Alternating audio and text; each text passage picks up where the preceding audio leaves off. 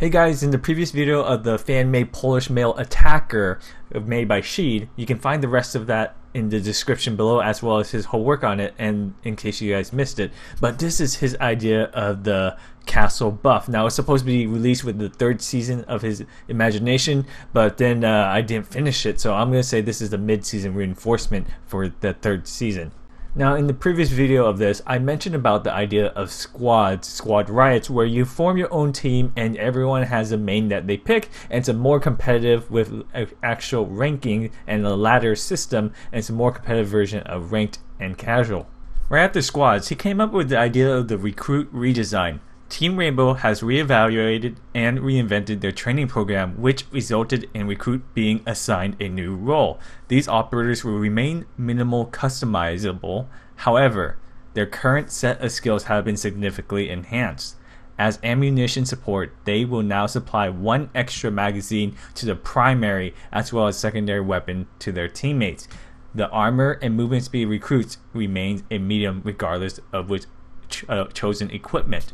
So I always thought that this was an operator that gives you an extra ammo clip for your primary and secondary.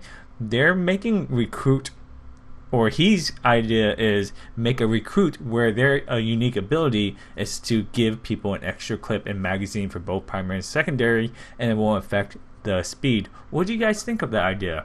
That, you know, let's say you forget to pick an operator and you automatically get a recruit, you can still help out your team with some type of ability, or you decide not to play any operator and you're like, oh, I could still help out by giving you guys an extra clip of magazine.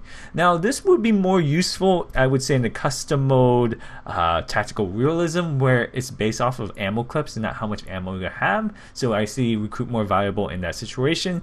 Very unrarely, who says that? It's very unlikely you guys run out of ammo. It does happen time to time, but most of the times you guys have plenty of ammo in stock. So I don't know. Okay, so let's go ahead and read the bottom of this page. Possibility of equipment selection in the unit assignment area has been eliminated.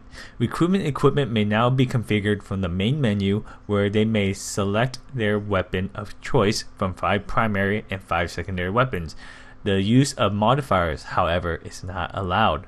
Moreover, recruits may be equipped with 2 independent gadgets, one of each, including an array of new additional such as Claymore and impact grenades.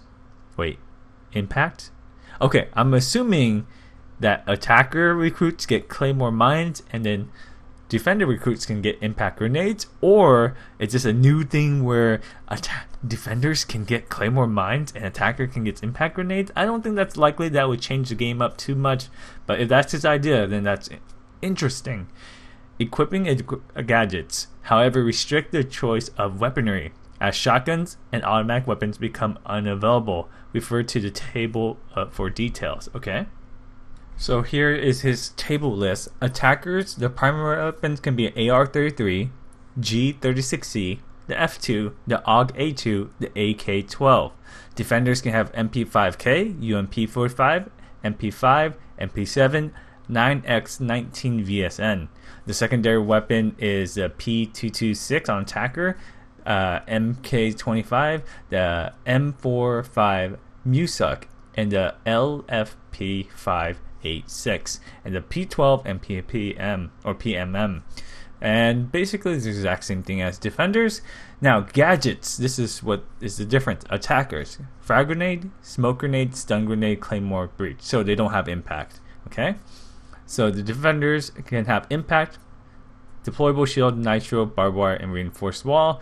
And here is his loadout icon. You can see where you can actually load it, have your set loadout in the operator's menu, but they will need an icon, both one on the left side for attacker and one on the right side for defender, if you need to customize it.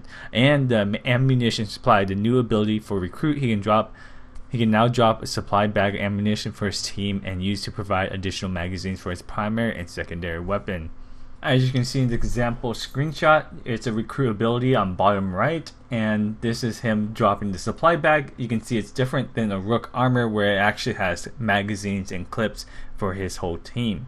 Now, I would assume this applies for both attackers and defenders where they actually get this equipment. Now, do you guys feel like this is just too much an ability for defense side, or is this more an offensive side attackers, or it can be on both sides? I see both sides can use this, but it's kind of weird seeing Rook armor bag with these items in it. But hey, but what about you have teammates who want to rush in, hot breach? They would have to be getting around. The recruit had to put the armor on the ground, and the attackers had to pick it up and arm themselves with it. So therefore, they can't do a quick attack.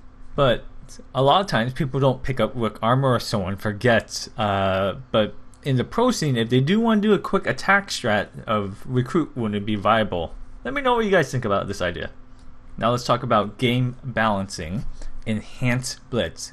Operator Blitz has gained another chance to prove his value. Now Blitz has unlimited amount of charges for his tactical shield, with 7 seconds cooldown for balancing purposes. Additionally, Blitz mobility has been improved, and the operator now moves at a faster speed at cost of weakened armor. Last but not least, his P12 now sports a new reflex sight, upgraded shared with another operator IQ. As both operators are primarily use their secondary weapon, this change has been long overdue. So, his idea is making Blitz ability similar to, let's say, a Kavir, where it's a timed cooldown. His can be used every 7 seconds, and you can't run out of charges. I think that's a little bit long, maybe 5 seconds. And since IQ and Blitz primarily use their pistols because they're using their gadgets or having a shield out, they get a reflex sight. Now this was only available for Ella, for the attacker. Might be available for the future Polish attacking operator, but now they would expand this to also Blitz and IQ having reflex sights for a more accurate shot. Let me know what you guys think about this. Is this cool, or is this something only Ella should have and maybe whoever the attacking operator will have? But this is an interesting design of fixing up Blitz and having IQ more valuable inside the game. They try to balance IQ already by giving her grenades. Is it not enough? And since she primarily has her pistol out, does reflex sight help, as well as Blitz make him more a viable operator to choose in casual and ranked matches? Next is his idea of a castle getting serious. Castle is another operator who needs a bit more attention, so his abilities has been slightly improved. The first and most important change is the possibility of using the UTP-1 in a hatches if it's previous damage. An additional improvement is to increase the UTP-1 from 3 to 5, and also from 2 to 3 reinforcement walls, which is a unique ability to this operator. So what this is saying is that Castle gets 5 of his special barricades, and he can put it over broken hatches now. And on top of that, instead of 2 reinforced walls, he gets 3. So that's a lot of reinforcements and stopping the attacker. I don't know. Usually, defense puts reinforcements on top of hatches. Therefore, you need thermite Habana to breach them. But let's say they've been breached already. When does Castle get time to put on top of it? It has to be in the middle round, right? After the attackers breach it and he just flanks somewhere and then puts it on top of it? I don't know, how would you use this? Or only way I could see this, like the team reinforces a whole room. They don't have extra reinforcement. They're like, go ahead and Castle reinforce it. Where Castle would basically, or you just blow the hatch with a shotgun, impact grenade, and then Castle uses that for no reinforcements. So yeah, you could reinforce a whole room, and then on top of that another reinforcement. It's almost impossible for attackers to kind of get in where you have this, a mute jammer, and a whole room is already reinforced. So you lose your thermite, you lose your Habana, you're pretty much screwed. But then a lot of people do run Sledge and Ash, where Sledge and Ash would no longer be mainly focused on shooting barbed wire run-in. It has to be on top of that Castle barricades. So we'll see. Sledge might be a more picked operator now as well, if this was the case. Let me know what you guys think of his concept of this type of Castle reinforcement, where he can do on hatches, he has 5 of them, and he has another reinforced wall on top of it. Okay, his last slide but not least is other changes.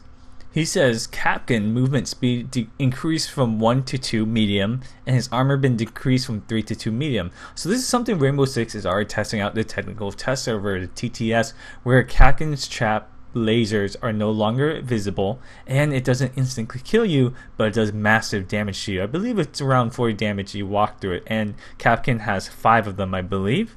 So this is something that Rainbow Six is trying out. Not 100% sure it's going to be changed. Now, smoke. Number of Z8 grenades have been increased from 3 to 4. Okay, since there are 3 smokes grenades, he has 4. Tachanka, mounted LMG can turn now 360 degrees. Wow. Tachanka turret can aim 360. Okay, LS Scorpion damage had been decreased from 28 to 21.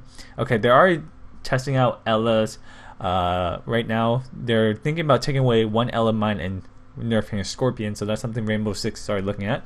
And Legion, number of goo mines have been decreased from 7 to 5. So you don't know, Legion can have maximum of 7 mines total. Now decreased to 5. Overall, I would say this whole operation, his idea and these changes, seems like it benefits the defender more than it does the attackers. Let me know what you guys think. You can check out Sheed's rest of his work on his site in the description below. I'll see you guys next time. Thanks for watching.